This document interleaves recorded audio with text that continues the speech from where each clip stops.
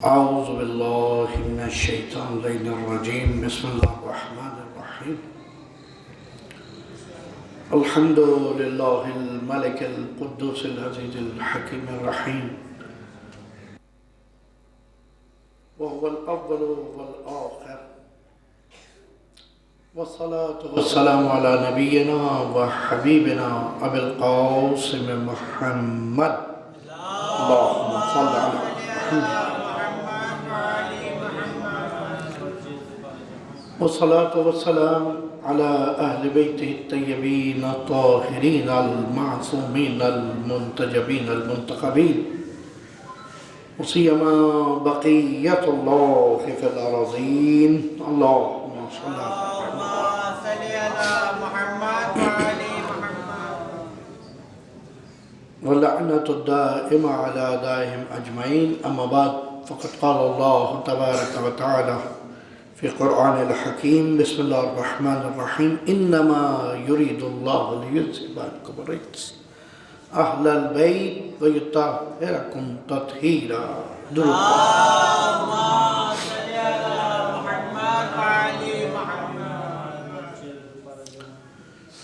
عزیزان محترم، ایک طویل عرصے کے بعد آج پھر آپ کے درمیان ہوں اور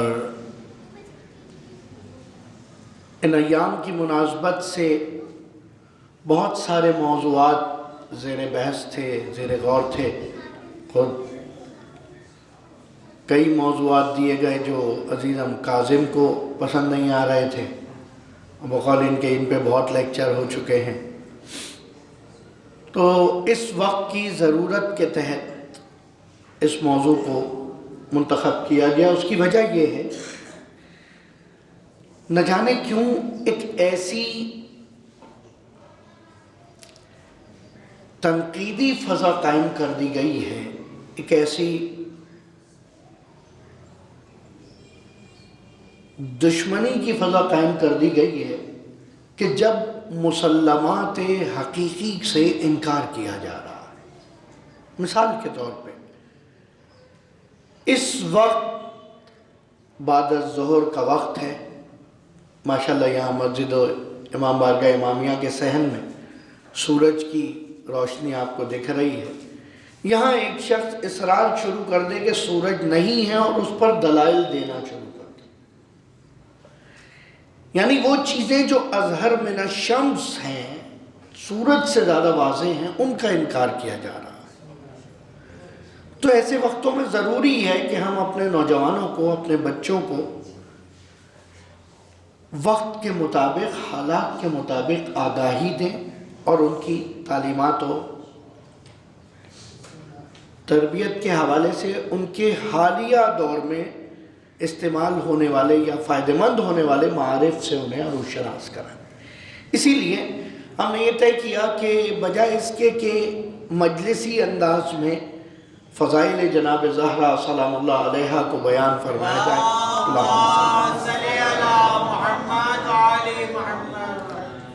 تھوڑا سا اکیڈمیکلی، تھوڑا سا جس کو کہیں تعلیمی طور پر اس بحث کو غور سے دیکھا جائے.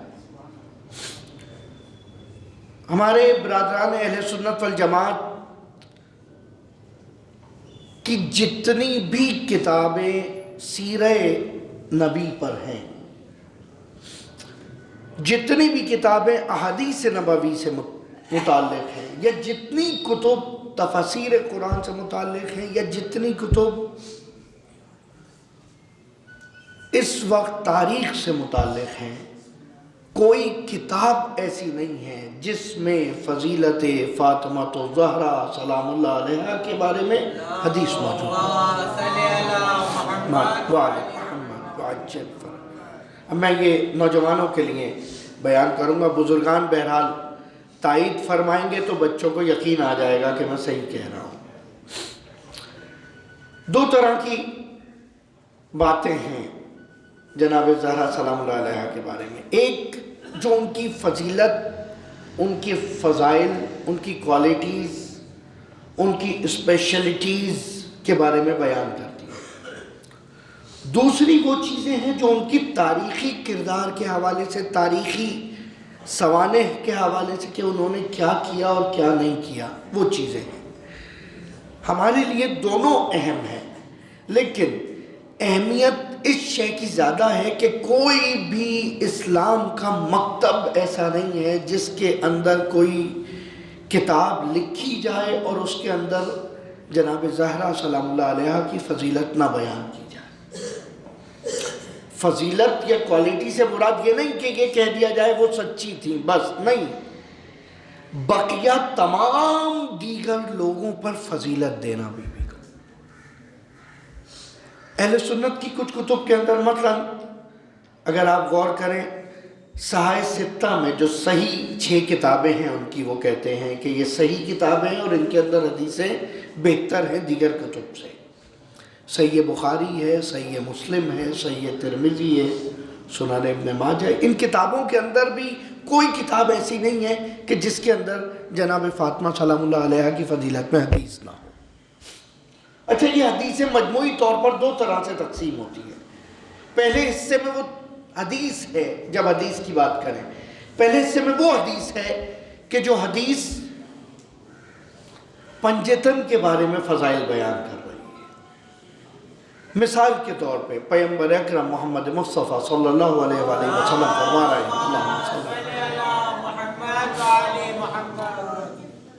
کہ یہ اہل قصہ میں موجود، یہ زیر قصہ موجود پنجتن بہترین مخلوق ہیں، مستدرک صحیحین۔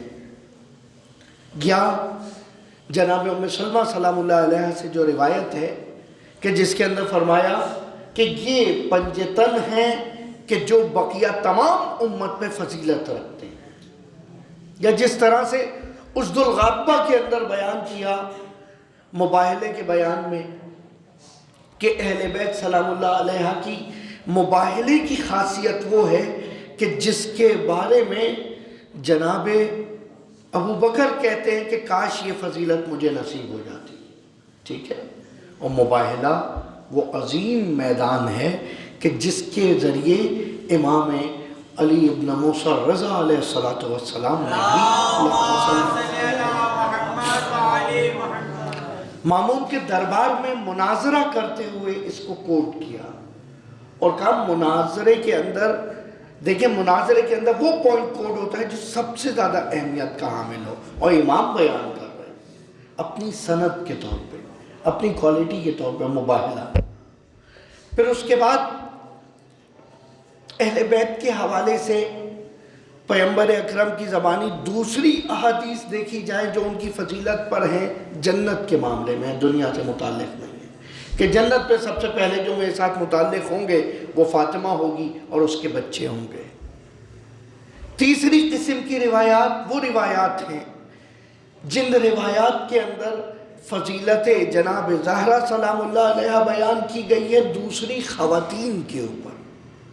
اب فاطمہ تو صحیح بخاری، صحیح مسلم، ان دونوں کتابوں میں یہ حدیث موجود ہے، فاطمہ تو سیدۃ النساء العالمین، کہ عالمین کی خواتین کی سردار ہیں فاطمہ۔ دیکھیں آپ کے سامنے ہو سکتا ہے ظاہراً یہ بڑے کامن پوائنٹ ہے جو بیان کر رہا ہوں میں، لیکن دیکھنا یہ ہے آج کا بچہ انہی چیزوں کو دیکھ رہا ہے کہ ڈینائی کیا جا رہا ہے، انہی کا انکار کیا جا رہا ہے کہ وہ مسلمات، وہ چیزیں جو تسلیم شدہ ہیں ان کے بارے میں سوال کیا جا رہا ہے کہ یہ کیسے ہو سکتا ہے کہ جناب مریم سے زیادہ افضل نہیں ہو سکتی۔ اگر جناب مریم سے افضل نہیں ہو سکتی، حضور کی یہ حدیث کو کہاں لے کر جائیں گے جس میں پیغمبر اکرم محمد مصطفیٰ صلی اللہ علیہ وآلہ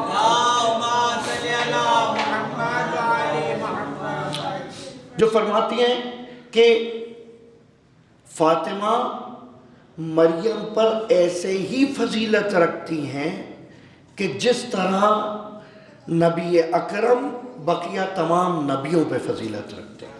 اللہ۔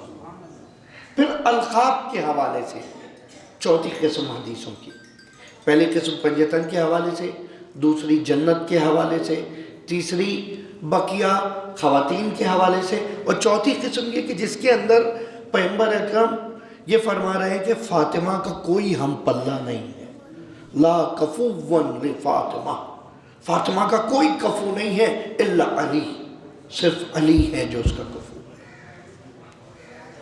دوسرے موقع پہ فرمایا کہ فاطمہ کا کوئی زوج نہیں ہے سوائے علی کے۔ تزویج جناب امیر المومنین اور فاطمہ زہرا سلام اللہ علیہ کے موقع سے مربوط جو احادیث ہے، پانچویں وہ حدیث ہے کہ جس کے اندر پیغمبر اکرم نے روز جنت کے حوالے سے، روز محشر کے حوالے سے احادیث بیان کی اور فرمایا کہ جب محشر کا دن ہوگا اور اس دن ایک منادی صدا دے گا کہ تم سب اپنی آنکھوں کو بند کر لو، اپنے سروں کو جھکا لو۔ کہ کیا ہونے جا رہا ہے؟ کہ قد وردت الیکم فاطمۃ الزہرا، کہ سیدہ زہرا تم پر وارد ہو رہی ہیں، وہ آ رہی ہیں۔ روز محشر کے ہی حوالے سے ایک اور حدیث پیغمبر کی بیوی فاطمہ کے حوالے سے کہ روز محشر جو معیار شفاعت یا تعداد شفاعت جن لوگوں کو بخشوایا جائے گا، نہ تو کسی نبی کے پاس ایسا ہوگا، نہ کسی ولی کے پاس ایسا ہوگا جیسا فاطمہ الزہرا سلام اللہ علیہا کے پاس ہوگا۔ تیسری روز محشر کے حوالے سے جو روایات ہیں وہ منابر نور کی روایات ہیں۔ منابر ممبر کی جمع، کہ روز محشر کچھ ممبر ہوں گے جو نور کے ممبر ہوں گے، کہ میں جس ممبر پر ہوں گا ایسا ممبر مجھ سے پہلے کسی وصی کا نہ ہوگا، کسی نبی کا نہ ہوگا، اور میں وہ خطبہ دوں گا جیسا خطبہ پہلے کسی نے نہیں سنا ہوگا۔ کہ پھر ایک ممبر اس کے بعد میرے وصی کا ہوگا، اور میرے وصی کا ممبر ایسا ہوگا کہ جیسا ممبر کسی وصی کا نہ ہوگا۔ اور پھر اس کے بعد فرمایا ایک ممبر میری بیٹی زہرا کا ہوگا، کہ جیسا ممبر کسی آل رسول کا نہیں ہوگا، کسی نبی کی اولاد کا ایسا ممبر نہیں ہوگا جو فاطمہ کا۔ اور پھر فخطبہا، اور اس کے بعد پھر فاطمہ خطاب فرمائیں گی، اور ایسا خطاب فرمائیں گی کہ جیسا خطاب کسی نے نہیں سنا۔ اس کے بعد سب سے اہم روایات جو سب سے کثرت سے ہیں وہ روایات ہیں جن کے اندر بی بی کی انڈیویجول فضیلتیں، انفرادی خصوصیات بیان کی ہیں اور ناموں کے یا القاب کے ذیل میں بیان کی۔ مثال کے طور پہ آپ لوگوں میں جو بیٹیوں والے ہیں وہ جانتے ہیں کہ باپ اور بیٹی کا رابطہ دنیا کے تمام رشتوں سے مختلف ہوتا ہے۔ بیٹی باپ کے جتنا قریب ہوتی ہے اتنا کوئی اور باپ کے اولادوں میں قریب نہیں ہوتا۔ بہت سارے راز، بہت سارے اسرار حتیٰ باپ بیٹی کو بتا دیتا ہے، نہ وہ بیوی کو بتاتا ہے، نہ وہ بہن کو بتاتا ہے، نہ ماں کو بتاتا ہے۔ بہرحال پھر کبھی انشاءاللہ اگر بیٹی عنوان گفتگو ہوا تو اس پہ بات کریں گے۔ اس موقع پر جو ایسے حساس باپ ہیں، حساس والدین ہیں، جو اپنی اولادوں میں بیٹے اور بیٹی کے فرق کو پہچانتے ہیں۔ مثال کے طور پہ پیغمبر نے فرمایا جب تم اپنے گھر میں وارد ہو اور اگر 2 گفٹ لے کے آئے ہو، بیٹے کے لیے بھی بیٹی کے لیے بھی، تو پہلے بیٹی کو دو پھر بیٹے کو دو، ٹھیک ہے؟ جب تم گھر میں وارد ہو سب سے پہلے ملنا چاہ رہے ہو، پہلے بیٹی سے ملو، اس کے بعد بیٹے سے ملو، کیونکہ وہ حساس ہے، وہ سینسیٹیو ہے، وہ اس چیز کو فیل کرتی ہے، وہ اس چیز کو محسوس کرتی ہے۔ بیٹے کو فرق نہیں پڑتا، اس کے بعد سیکنڈ نمبر پہ حق کر دیا جائے، کوئی مسئلہ نہیں، ٹھیک ہے؟ آ گئے بابا یہ کافی ہے۔ ہو سکتا ہے کہ بچہ جو ہے مصروف ہو، بابا آ گئے جی السلام علیکم، اور وہ ایسے ہی مصروف رہے، ٹھیک ہے؟ لیکن بیٹی کو فرق پڑتا ہے۔ بہرحال وہ حدیثیں اس وقت بھی جو حساس والدین ہیں وہ جب بیٹی سے بات کرتے ہیں، بچوں سے بات کرتے ہیں، کبھی کبھی ماں محبت سے کہہ دیتی ہے میرے شہزادے یہ کر دو، پیارے یہ کر دو، دلارے یہ کر دو۔ اسی طرح بیٹیوں کے لیے زیادہ طور پر احادیث میں بیان کیا کہ مختلف القاب سے انہیں پکارے، اے میرے نور نظر، میرے لخت جگر۔ آپ دیکھیے حدیث قصہ کے اندر کبھی غور کیا ہے؟ وہ قرۃ عینی، وہ ثمرۃ فؤادی، اے میرے دل کے ثمرے تجھ پر سلام، اے میری آنکھوں کے نور تجھ پر سلام۔ ٹھیک ہے. اور بالکل اسی طرح سے کمال دیکھیے کہ عام زندگی میں پیغمبر جب بات کر رہے ہیں کبھی صدیقہ کہہ کے پکار رہے ہیں، کبھی حوراء انسیہ کہہ کے پکار رہے ہیں، کبھی زہرا کہہ کے پکار رہے ہیں، کبھی حدیث مرضیہ کہہ کے پکار رہے ہیں، کبھی راضیہ کہہ کے، کبھی محدثہ کہہ کے. اس طرح بی بی کے ٹائٹلز ترتیب پاتے ہیں، لقب بنتے چلے جاتے ہیں. اور ان تمام القاب کے ساتھ ساتھ ایک حدیث امام کی، معصوم کی، پیغمبر کی، جو اہل سنت کی کتب میں موجود ہے.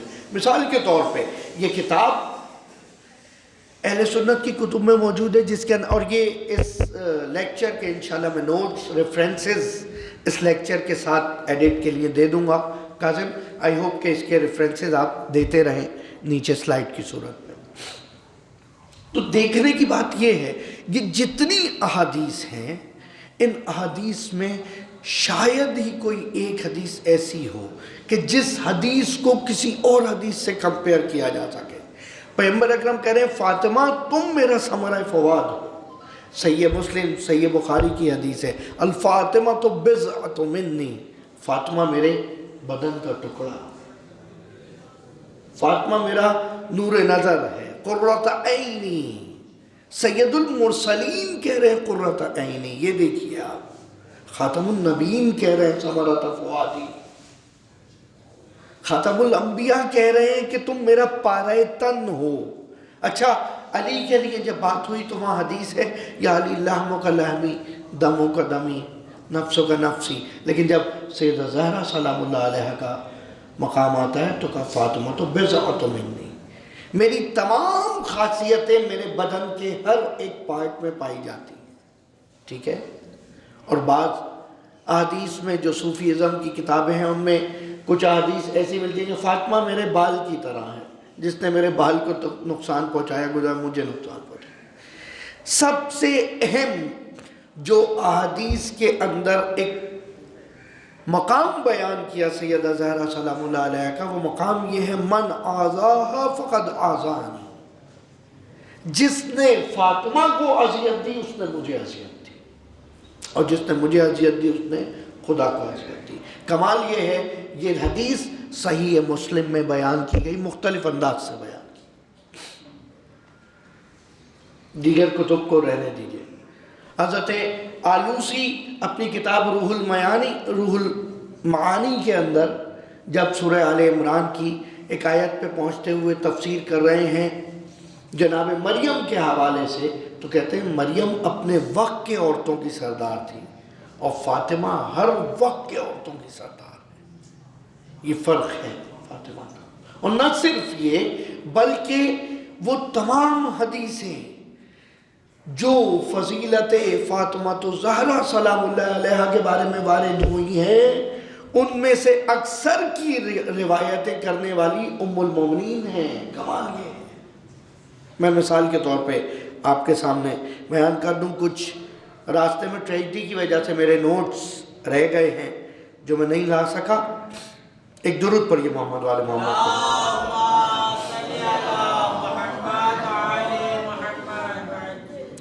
خطیب بغدادی بیان کرتے ہیں کہ شب معراج جب پیغمبر گئے ہیں جنتوں کی سیر کے لیے تو وہاں جب پہنچے تو جنت کے در پہ لکھا ہوا دیکھا ہے لا الہ الا اللہ محمد رسول اللہ وعلی حبیب اللہ والحسن والحسین مصطفیٰ.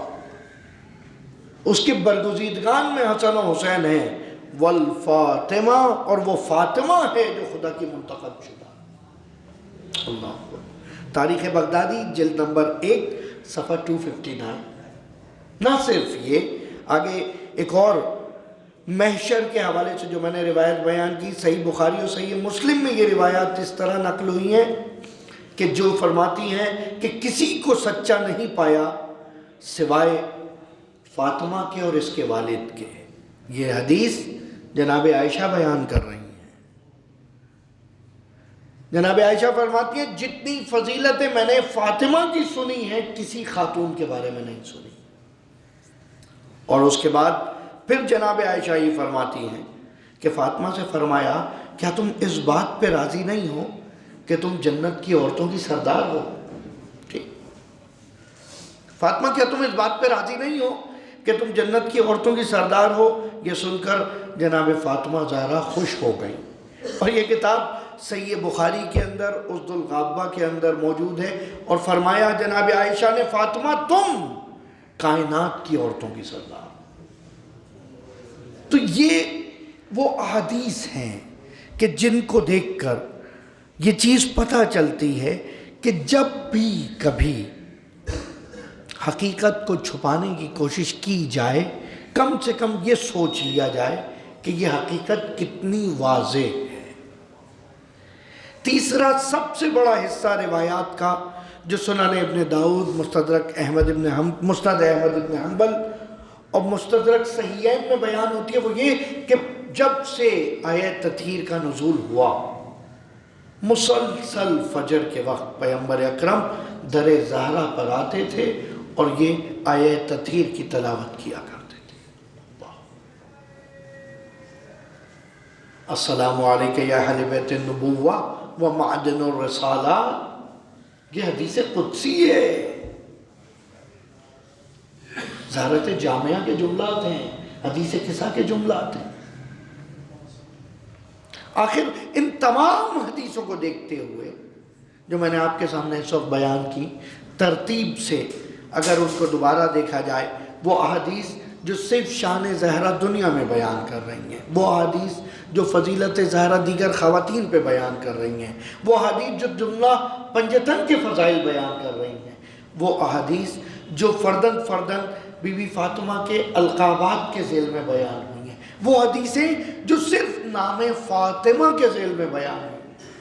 ان اللہ سمیت فاطمہ، خدا نے فاطمہ کو فاطمہ بنایا اس لیے کہ وہ امت کو ایسے ہی آگ سے بچا لے جائے گی۔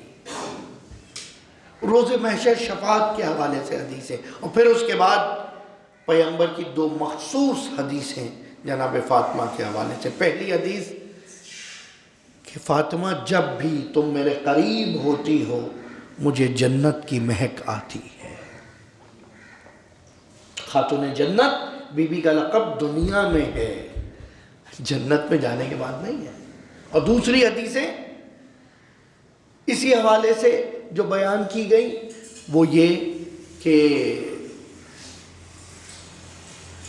فاطمہ کی آل میں ہی ہادیوں کا سلسلہ ہے، ہدایت کرنے والوں کی ایک فہرست، ایک سلسلہ ہے جو فاطمہ کی نسل میں موجود ہے۔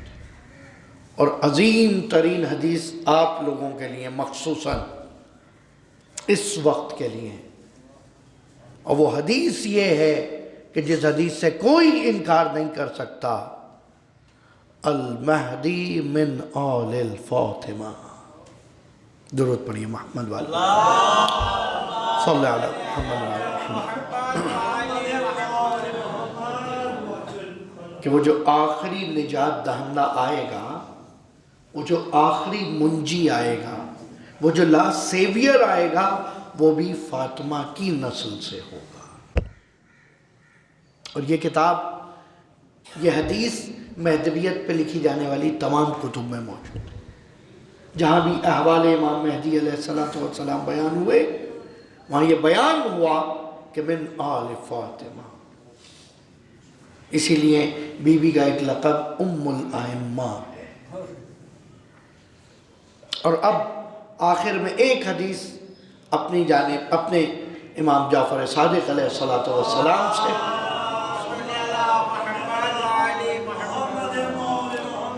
مقام سیدہ، جو ہماری نظر میں، یہ تمام سینکڑوں حدیثیں ہیں جو اہل سنت کی معتبر کتب میں، ہمارے ہاں ہمارے امام صادق فرماتے ہیں کہ ہم اہل دنیا پر جس طرح حجت ہیں، ہماری ماں فاطمہ اس طرح ہم ائمہ پر حجت ہیں۔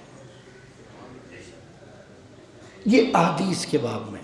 اب اگر تاریخی سمت میں جاتے ہیں تو مجھے بتائیے، باپ بیٹے کے رابطے کی سنت اگر فاطمہ نہ ہو تو کیسے پتہ چلے گی؟ بیٹی کا باپ سے تعلق اگر زہرا نہ ہو تو یہ سنت کیسے پتہ چلے گی؟ شادی کے وقت کی رسومات جس طرح پیغمبر نے جہیز کے انتظام کیا، جس طرح پیغمبر نے مہر کا انتظام کیا، یہ تمام چیزیں فاطمہ نہ ہو تو کیسے؟ دنیاوی بات کر رہا ہوں۔ اور پھر اس کے بعد اگر تاریخ کے اندر فدق کا معاملہ ہے یا اختلافات خلیفہ وقت اور جناب زہرا سلام اللہ علیہ کا معاملہ ہے تو یہ بھی ایک ٹپیکل تاریخی بحث ہے، تحقیقی ٹاپک ہے، ریسرچ کا دور ہے۔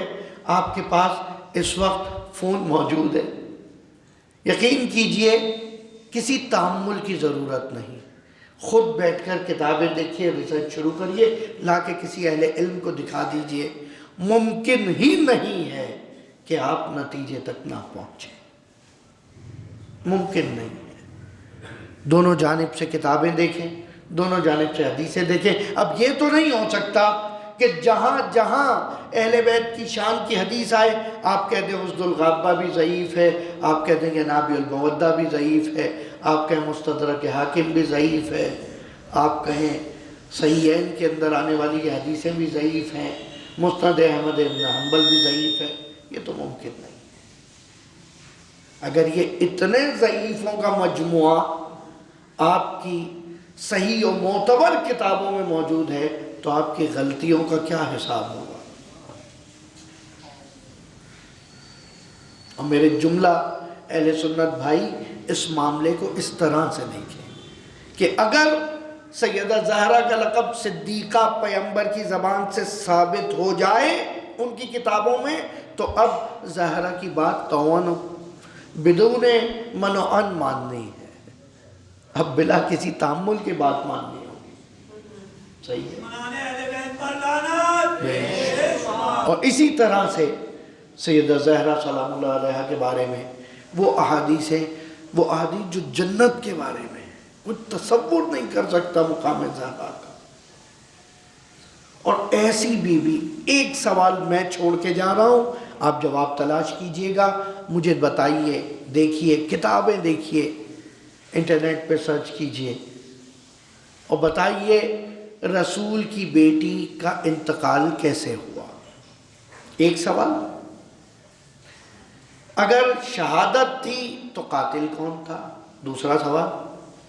تیسرا سوال، اگر شہادت تھی قاتل موجود تھا، حکومت وقت نے اس قاتل کے خلاف کیا اقدام کیا؟ صحیح۔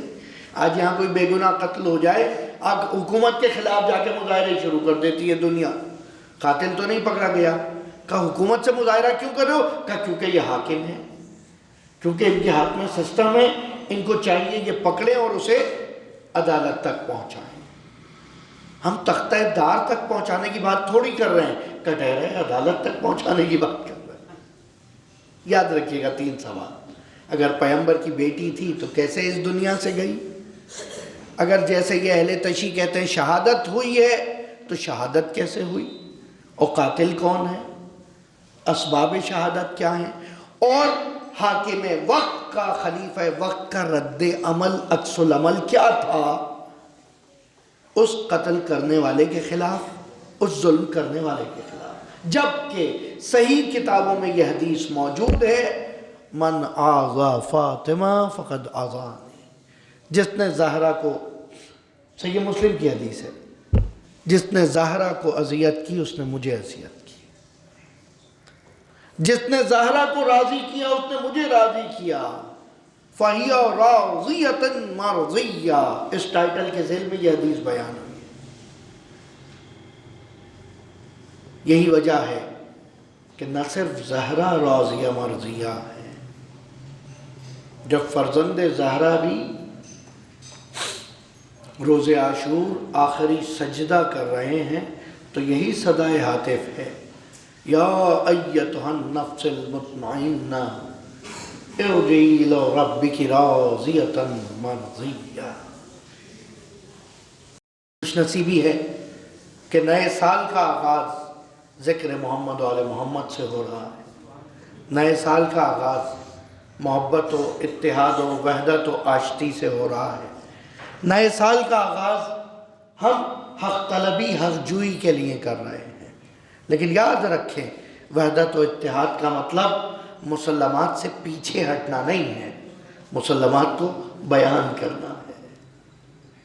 اتحاد کا مطلب جو معتبر چیزیں، اوتھینٹک چیزیں، ان کو ایکسیپٹ کرنا ہے، اپنی غلطیوں کو ایکسیپٹ کرنا ہے اور مسلمات کو آپ تک پہنچانا ہے۔